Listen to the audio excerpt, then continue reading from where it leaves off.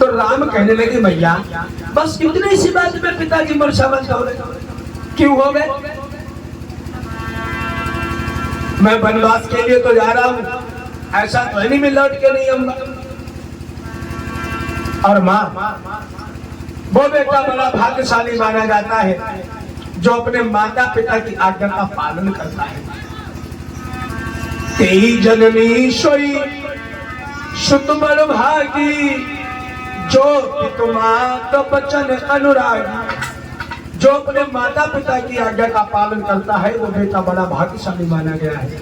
और अगर यही बात है मैया तो आप बताओ, हम तुरंत जाने के लिए बन के लिए तैयार हैं। तो केकेश कहने लगी बेटा हमें तुमसे यही उम्मीद थी।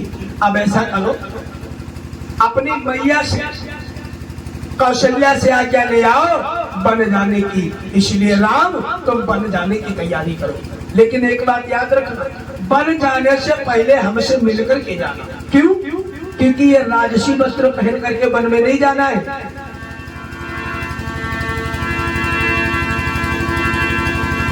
कि है अंतिम आज्ञा और एक बेटा फिर लौट यहीं पर आना तुम।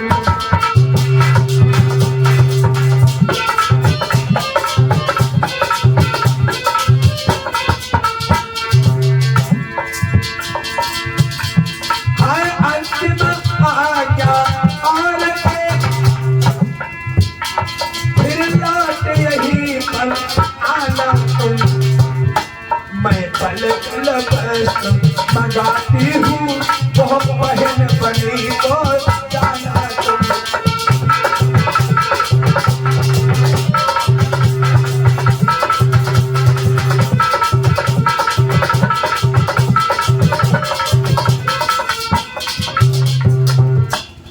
बेटा बन जाने से पहले तुम हमारे पास आ जाओ। अब मैं तुम्हारे लिए बनकर वस्त्र मांगती हूँ, वो पहन करके फिर बनी को चले जाना। तो राम बोले ठीक है मैया जैसी तुम्हारी इच्छा। प्रभु श्री राम वहां से निकले को भवन के पास से और कहा पहुंचे? अपनी कौशल्या मैया के पास। पर राम कौशल्या के पास नहीं पहुंच पाए थे, तब तक सीता पहले पहुंच गई, राम के पहुंचने से पहले। सीता को पता लग गया कि हमारे स्वामी के लिए वनवास हो गया है, इसलिए जाकर के कौशल्या के पास में पहुंची और कौशल्या को समझा करके कहने लगी मैया मैं आपसे आपके न्यायालय में एक फैसला लेकर के आई हूँ। कौशल्या कहने लगी कैसा बेटी फैसला? बोले मैया एक बात बताओ, अगर हमारे पति देव कहीं बाहर जाए तो हमारा धर्म क्या है? मतलब समझे नहीं। कहने लगी एक बात बताओ, हमारा पति के लिए क्या कर्तव्य? मैं पति के साथ में रहूं या बन जाऊं या कहीं जाऊं? आपके पास में इसलिए आवेदन लाई हूं कि मंजली माँ ने ससुर जी से पिताजी से वचन ले लिए हैं दो, और हमारे स्वामी के लिए 14 वर्षों का वनवास है, भरत के लिए राज करती है। इसलिए मैं आपसे ये पूछना चाह रही हूँ इस समय मेरा धर्म क्या है? मैं यही राजमहल में रहूं या अपने पति के साथ बन जाऊं? तो जब ये बातें कही तो कौशल्या कहने लगी बेटी तुम हमसे पूछ रही हो, पत्नी का धर्म है कि हर समय पति के साथ रहे, और जो पत्नी सुख और दुख में अपने पति के साथ सम्मिलित होती है उसे मोक्ष की प्राप्ति होती है। तुम मुझसे पूछ रही हो, और ये बात सुनने के बाद मैं तुमसे पूछ रही हूँ कि बेटी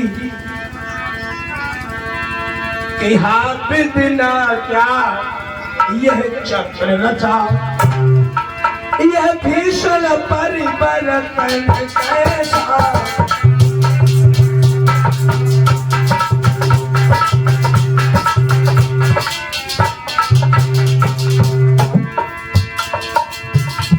आप बिना यह क्या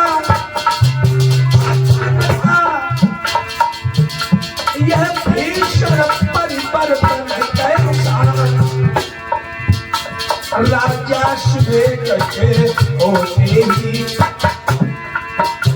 14 बरसों का पन कैसा।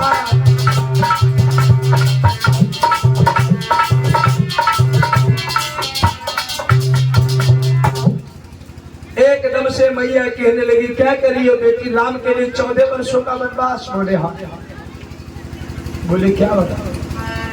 तुम हमसे पूछ रही हो और यह प्रश्न पूछने के बाद मैं खुद असमंजस में पड़ी हूँ कि तुम बेटी अभी नाजुक हो और मैं क्या करूँ?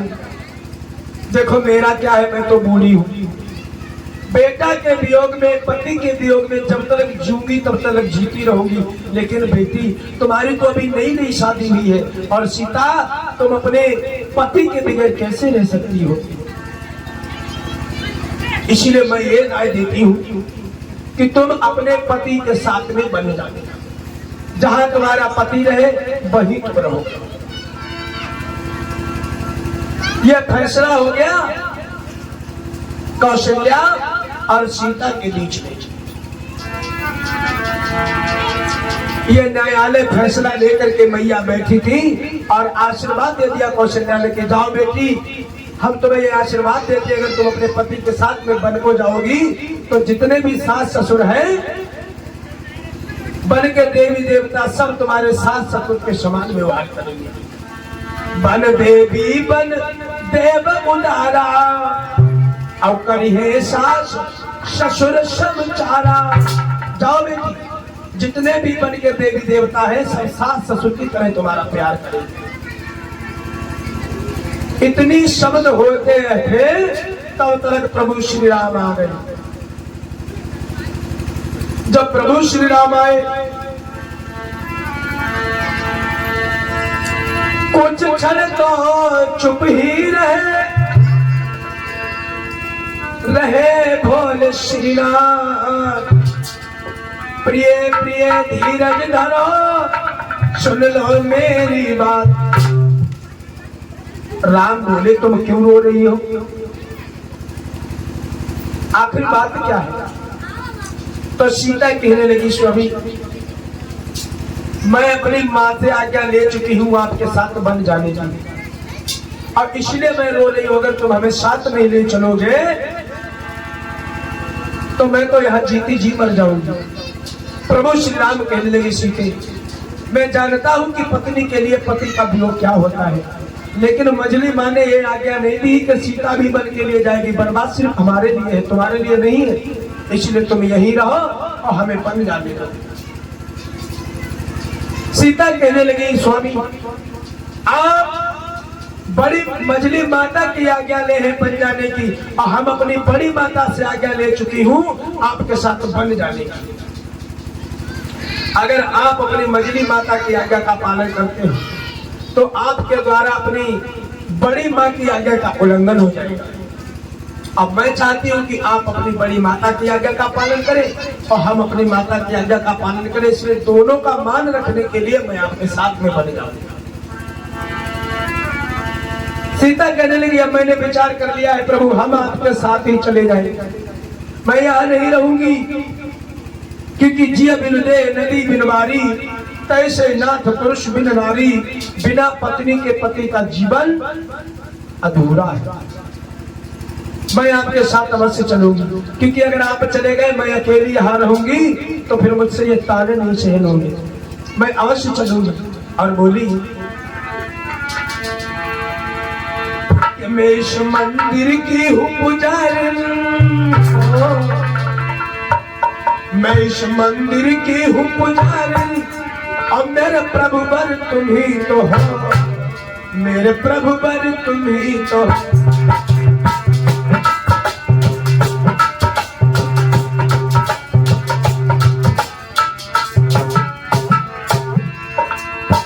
सीता बोली, मेरे तप तुम, मेरे तप तुम, मेरे ईश्वर तुम ही तो हो।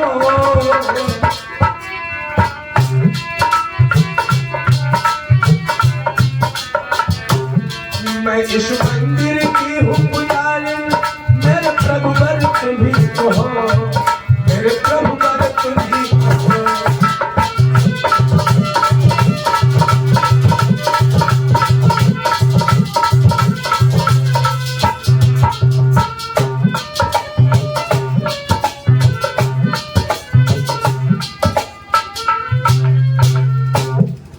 सीता कहने लगी स्वामी मैं आपको छोड़ करके कहीं नहीं जाऊंगा। पतिव्रता स्त्री के जीवन में पति ही सब कुछ है, पति ही सर्वत्र है।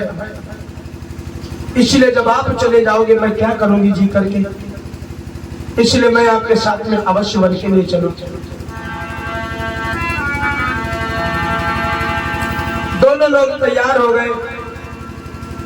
कौशल्या के कहने पर राम ने सीता को साथ में ले लिया कि ठीक है, अगर तुम इतनी आग्रह करती हो तो चलो, ले भाई चल सकता हूं। इधर राम सीता तैयार हुए, इधर लक्ष्मण को